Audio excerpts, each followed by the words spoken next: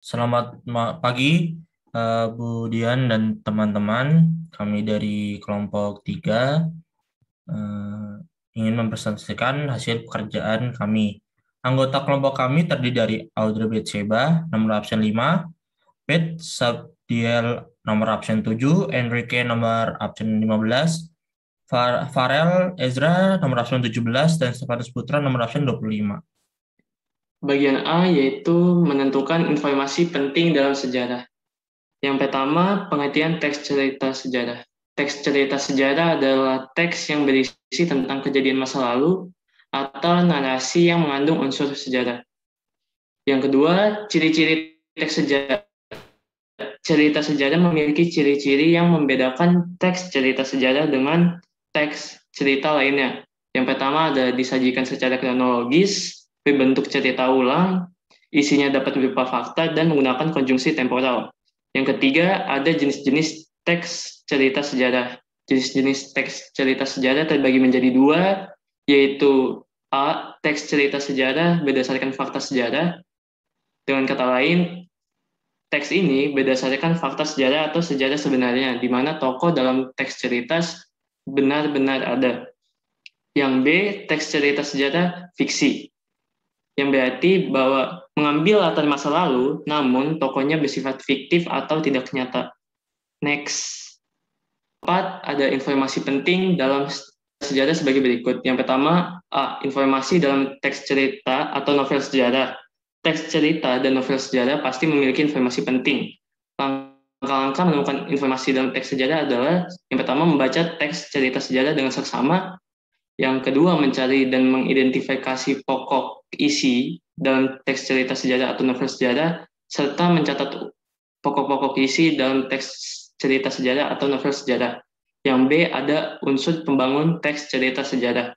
Yang pertama ada unsur intrinsik, yaitu unsur-unsur yang secara langsung membangun sebuah teks cerita sejarah atau unsur yang berasal dari dalam teks cerita sejarah itu sendiri. Yang pertama ada tema, yaitu ide pokok sebuah cerita. Yang kedua ada alur atau plot, serangkaian peristiwa dalam cerita yang mempunyai hubungan sebab akibat. Yang ketiga ada penokohan, pelukisan gambaran jelas tentang seseorang dalam sebuah cerita. Yang keempat, dalam unsur intrinsik ada sudut pandang. Sudut pandang sendiri adalah cara atau pandangan yang digunakan pengarang sebagai sarana untuk menyajikan tokoh, tindakan, latar, juga berbagai peristiwa yang terjadi. Yang terakhir ada latar. Latar merupakan suatu gambaran dari suatu cerita dalam teks cerita sejarah yang dapat berupa tempat, waktu, dan juga suasana ketika kejadian terjadi. Selanjutnya ada unsur ekstrinsik. Unsur ekstrinsik yang berada di luar karya fiksi yang mempengaruhi teks cerita sejarah. Berikut adalah unsur-unsur dari unsur ekstrinsik. Pertama, ada rekaman, kebesaran, ketinggian, dan kegemilangan pemerintah. Teks cerita sejarah lahir di istana dan dikarang oleh penulis golongan istana yang mempunyai daya kreatif tinggi untuk merekam suatu kebesaran, ketinggian, juga kegemilangan pemerintah. Yang kedua, dari segi corak penceritaan. Teks cerita sejarah mengandung dua corak penceritaan, yaitu fakta sejarah dan mitos. Ketiga, ada unsur bias. Unsur bias ini adalah ciri sikap bias oleh pengarang atau penyalin terhadap suatu peristiwa, juga merupakan satu ciri teks dalam cerita sejarah. 4, ada unsur keagamaan. Dalam teks cerita sejarah, unsur agama ini sangatlah kuat.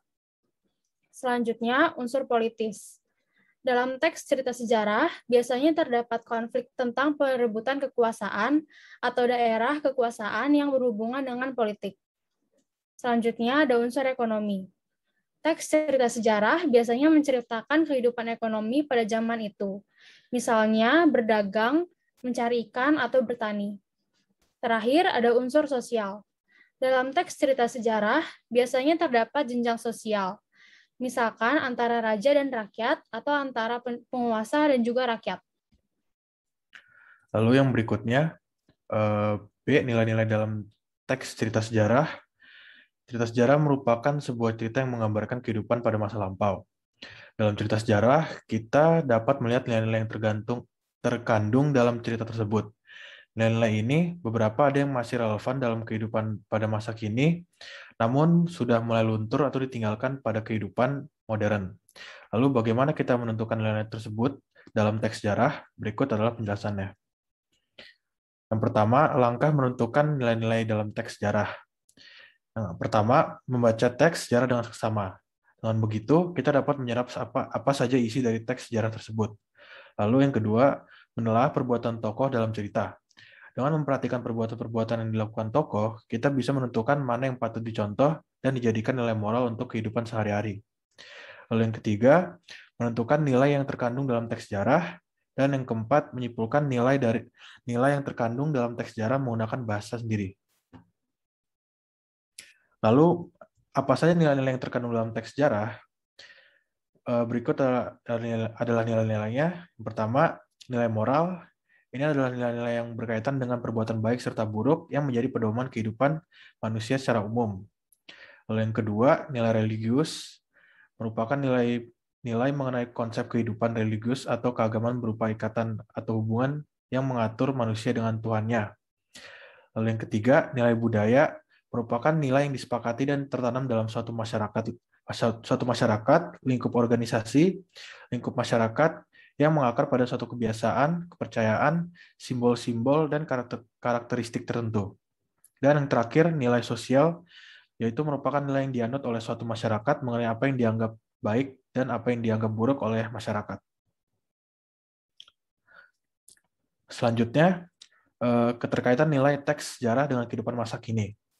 Kehidupan manusia tidak banyak berubah dari masa lalu. Oleh karena itu, teks sejarah mengenai masa lampau pasti memiliki nilai-nilai yang masih relevan untuk masa kini. Contohnya seperti nilai yang mengajarkan mengenai mana yang baik dan buruk, serta nilai-nilai budi pekerti. Lalu yang terakhir, mengkonversikan nilai teks sejarah menjadi teks eksplanasi. Konversi di sini bisa diartikan sebagai merubah nilai-nilai teks sejarah menjadi teks eksplanasi. Pengertian dari teks eksplanasi itu sendiri yaitu teks yang bertujuan untuk menjelaskan fenomena alam atau fenomena sosial. Sebelum kita mengkonversi nilai-nilai dalam teks sejarah menjadi teks eksplanasi, kita harus mengetahui struktur teks eksplanasi itu terlebih dahulu. Berikut adalah struktur teks eksplanasi. Yang pertama adalah pernyataan umum, lalu yang kedua deretan penjelas, ketiga penutup, dan yang terakhir kesimpulannya. Dengan begitu, kita dapat mengembangkan sendiri isi serta nilai yang terdapat dalam teks sejarah menjadi teks eksplanasi. Yang bagian C, menelaah kebahasan teks cerita sejarah. Yang pertama ada keterangan. Keterangan berfungsi kalimat yang mudah berpindah posisi. Keterangan berfungsi memberi informasi tambahan dalam suatu kalimat. Keterangan mempunyai beberapa jenis sebagai berikut.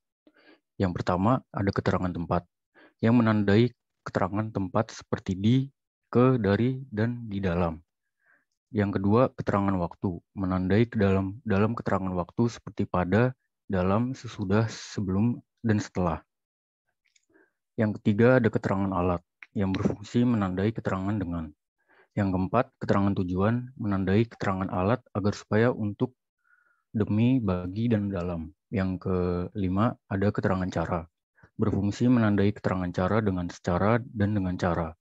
Yang keenam, ada keterangan penyerta, menandai keterangan penyerta dengan bersama dan berserta. Yang ketujuh, ada keterangan perbandingan, menandai keterangan perbandingan seperti bagaikan dan laksana.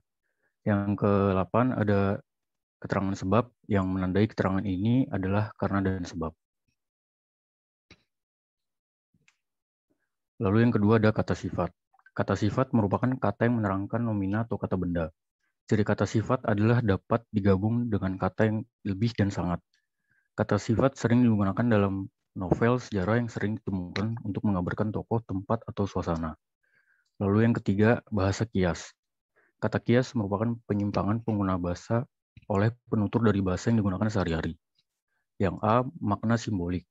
Simbol yang digunakan penulis mempunyai makna tersendiri. Makna simbol tersebut berhubungan dengan konteks peristiwa teks sejarah.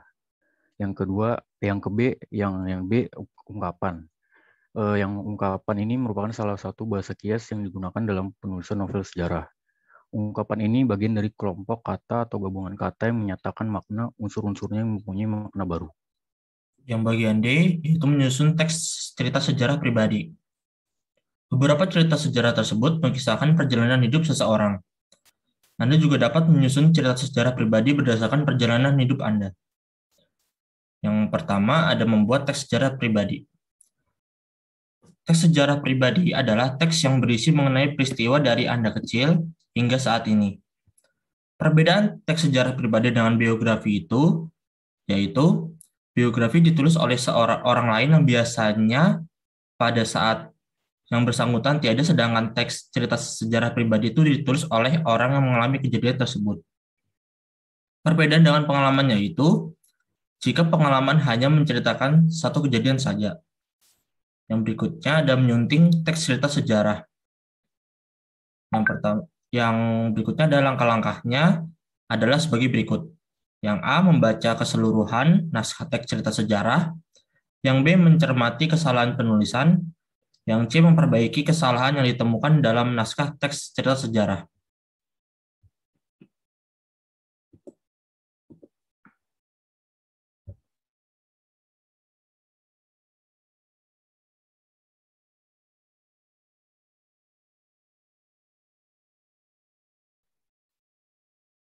Yang berikutnya, ini ada kesimpulan dari PPT tadi, yaitu teks sejarah merupakan teks yang berisi tentang kejadian masa lalu atau narasi yang mengandung unsur sejarah.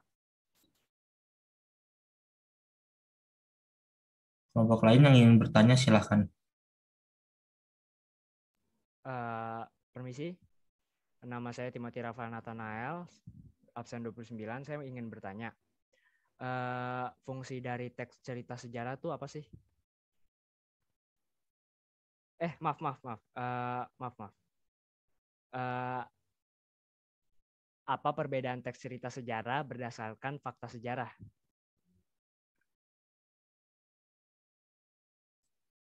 Sih, saya Herna Julita dari kelompok 6 ingin bertanya.